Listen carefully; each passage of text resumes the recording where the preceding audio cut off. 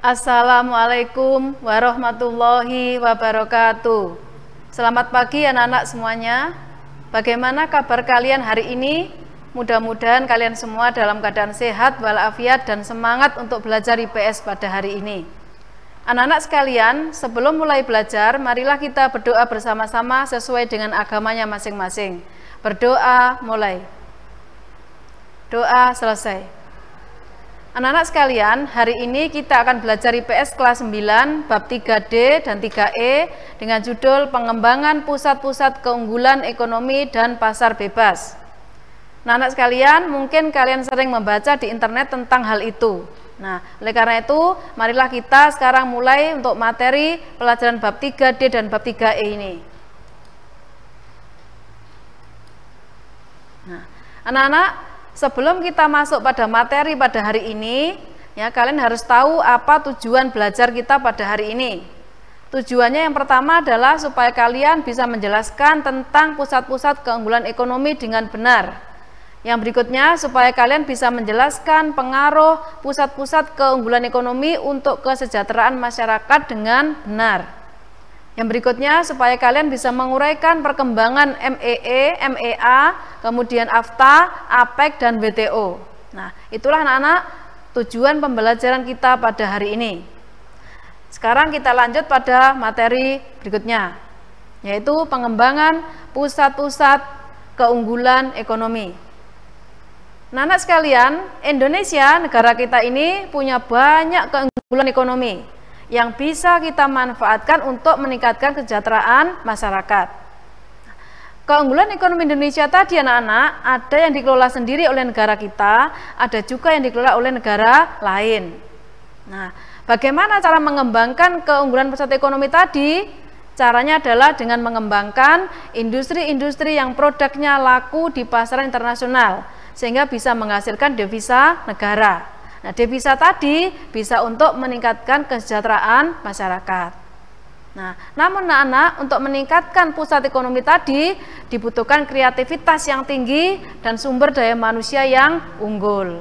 Maka anak-anak, kalian sebagai pelajar harus rajin belajar supaya nanti kedepannya bisa menjadi warga negara yang baik dan bisa mempunyai SDM yang unggul, bisa menjadi pengelola industri-industri yang ada di negara kita.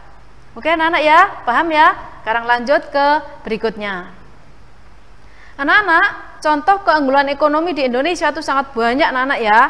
Contoh yang pertama adalah Freeport Indonesia. Nah, PT Freeport itu anak-anak mengelola tambang biji tembaga, juga emas dan perak di daerah Timika, Papua sana. Ya, emasnya sangat banyak sehingga bisa dikembangkan sampai berpuluh-puluh tahun tidak habis. Ya. Tapi suatu saat nanti anak-anak pasti habis. Yang berikutnya adalah perusahaan tambang minyak negara atau PTPM anak-anak ya. Nah, yang mengelola kilang minyak di berbagai daerah di negara kita. Contoh lainnya adalah batik Indonesia di berbagai daerah, juga tempat wisata di seluruh Indonesia, perkebunan dan pertanian, dan masih banyak lagi pusat keunggulan ekonomi di negara kita.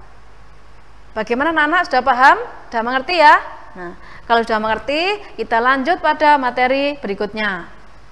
Nah, materi berikutnya anak-anak adalah pengaruh pusat-pusat keunggulan ekonomi. Nah, anak-anak, pusat keunggulan ekonomi itu tentu saja berpengaruh besar kepada bangsa kita. Nah, pengaruh tadi antara lain yang pertama adalah migrasi penduduk. Nah, anak-anak, penduduk banyak yang pindah ke tempat-tempat yang banyak pusat keunggulan ekonominya. Karena mereka kebanyakan adalah mencari pekerjaan. Ya. Nah, migrasi di Indonesia itu anak-anak dibagi dua. Ada migrasi nasional dan migrasi internasional. Kalau migrasi nasional itu hanya pindah di negara kita saja dari pulau ke pulau atau dari desa ke kota. Begitu. Misalnya dari desa di daerah Madiun misalnya pindah ke kota Surabaya. Karena di Surabaya banyak pusat keunggulan ekonomi. Termasuk nasional. Ya. Kalau internasional, contohnya TKW dari Indonesia, dia bekerja di Hong Kong atau di Taiwan. Itu berarti migrasinya internasional. Paham ya anak-anak ya? Nah, kalau paham, sekarang kita lanjut contoh kedua itu transportasi. Ya, anak-anak, pusat keunggulan ekonomi membawa dampak meningkatnya alat transportasi untuk sarana penduduk maupun untuk mengangkut hasil produksi perusahaan. Ya.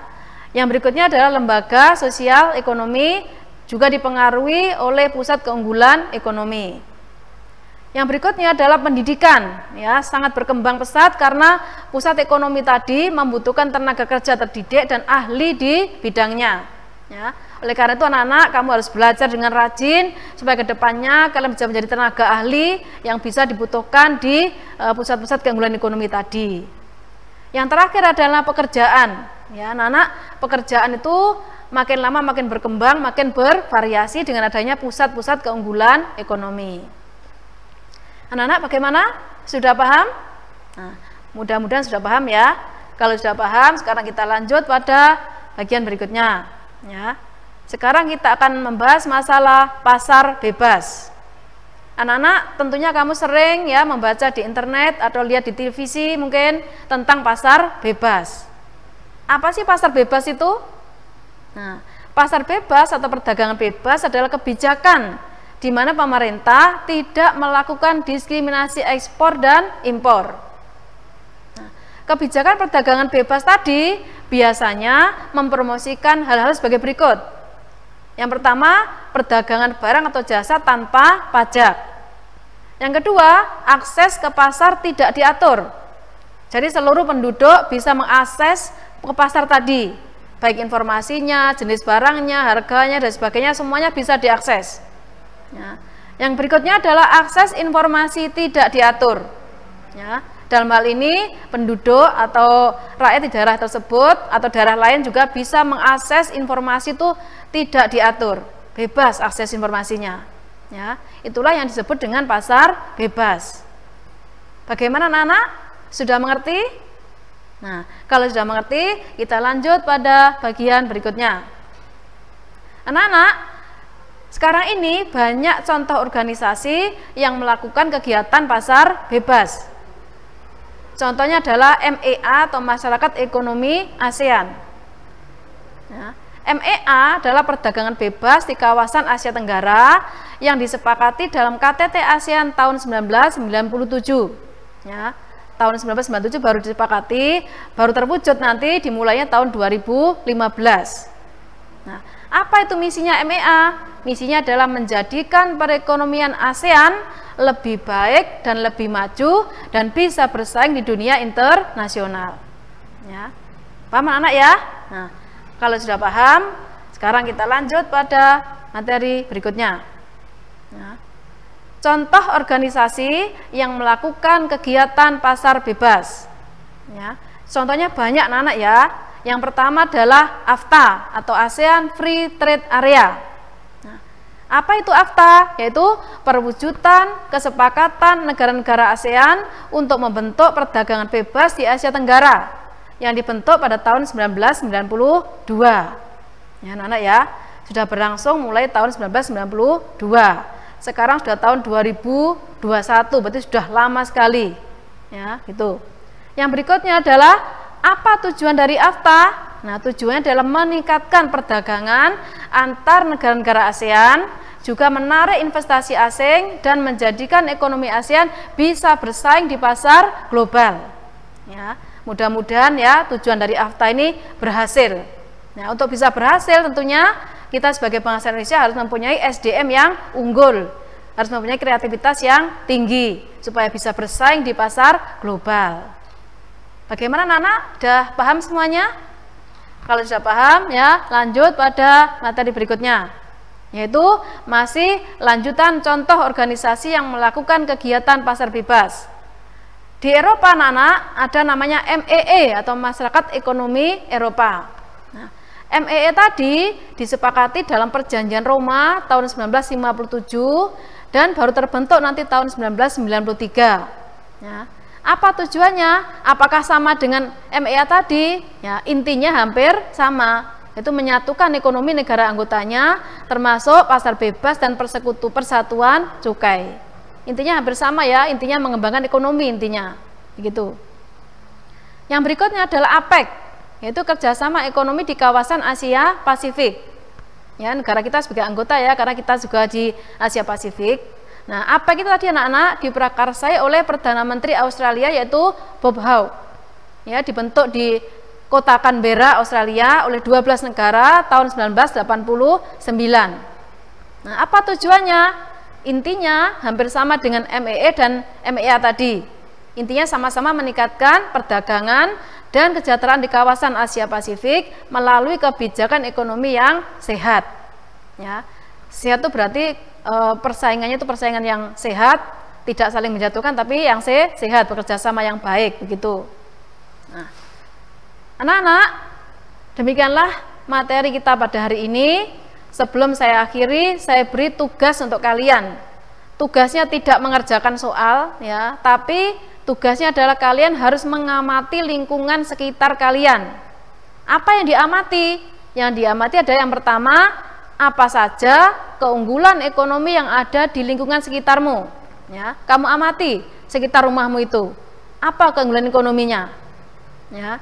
Yang kedua, bagaimana cara mengembangkan keunggulan ekonomi di lingkungan sekitarmu? Bagaimana kira-kira cara mengembangkannya? Ya, nah, kalau sudah kamu amati, anak-anak ya, kamu tulis di sebuah kertas, ya, tapi tidak usah dikumpulkan, karena ini hanya untuk membantu kalian memahami materi tentang keunggulan pusat ekonomi dan pasar bebas. Bagaimana anak-anak? Jelas tugasnya? Oke ya, kalau jelas, anak-anak, marilah kita masuk pada bagian terakhir, yaitu kesimpulan. Ya. Setelah kalian mempelajari materi bab 3D dan bab 3 ini, kira-kira apa kesimpulannya? Ya, kesimpulannya adalah negara kita mempunyai banyak keunggulan pusat ekonomi. Namun, anak-anak, dibutuhkan kreativitas dan SDM yang unggul untuk mengelolanya. Apalagi di era pasar bebas. Dengan persaingan yang sangat tinggi, ya, kita harus bekerja keras agar bisa mengembangkan keunggulan ekonomi pusat ekonomi negara kita. Ya, anak-anak sekalian, sampai di sini pelajaran dari Bu Endang. Sekian dan terima kasih. Wassalamualaikum warahmatullahi wabarakatuh. Selamat siang.